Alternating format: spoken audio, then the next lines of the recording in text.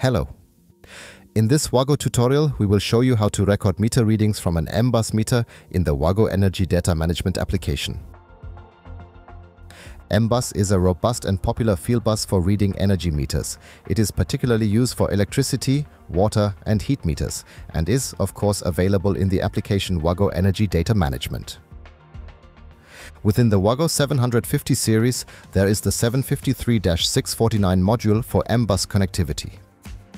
The setup includes a PFC200 on which the WAGO Energy Data Management is installed and licensed.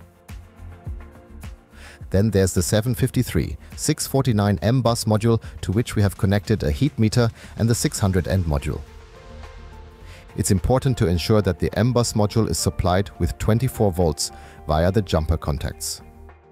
Typically, the 24-volt supply voltage is passed from one module to the next via the jumper contacts.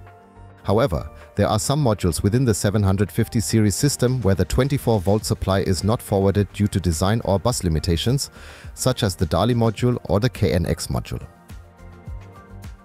In such cases, you would either need to use the 75602 potential distribution module or rearrange the modules so that all modules with jumper contacts are connected first, followed by those without jumper contacts. In the WAGO Energy Data Management, you'll find the M-Bus section within the Field Bus tab. First, we need to create an M-Bus connection by clicking Add. Once we select this connection, we can scan the M-Bus to find the connected meter using this button here at the top. The WAGO Energy Data Management can record meter values only. It cannot, for example, change the primary address or similar settings. This requires that all connected M-Bus meters are already configured and there are no duplicate primary addresses on the M-Bus. Besides the meter manufacturer's software solutions, the WAGO IO-Check software tool also allows for the configuration of M-Bus meters, which we explain in the M-Bus Basics tutorial. There is a link to this in the video description. Since we only have one meter in this case, we can easily search by primary address.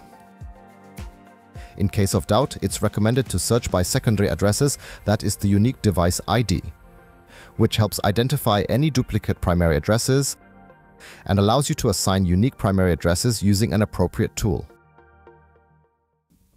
Typically, the send NKE telegram is sent to initialize communication when establishing the connection. Hence, the checkbox is already ticked. Now we scan the M-Bus using the scan button. Whilst the M-Bus is a very robust and reliable bus, it is not particularly fast. The speed is sufficient for meter applications during operation, but a complete scan takes a bit of time. Our heat meter has been found, we select it and add the device to our EDM project, where it will be displayed here. To read the measurement values, we now need to activate the M-Bus.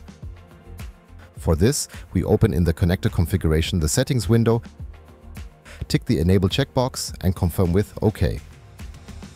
A brief background. The field bus scan is only possible with the M-Bus connection stopped. To read the meter values, the connection must then be started, which sends the send NKE telegram and ensures the meter provides the data points on the M-Bus. Now all the data points provided by the meter are displayed here. In this case, the first is the device ID or secondary address, followed by the various measurement values of the meter. In the measurement value processing section, we can add a selected measurement value to the EDM project, so it appears in the summary of inputs. This makes the data point available for all features offered by the WAGO Energy Data Management. For example, we could add it to the selective logger to display it in the advanced visualization. And that concludes the tutorial on recording M-Bus meters in the WAGO Energy Data Management. Please leave us a thumbs up if you found the video helpful, subscribe to the channel and contact the WAGO Support Center if you have any questions.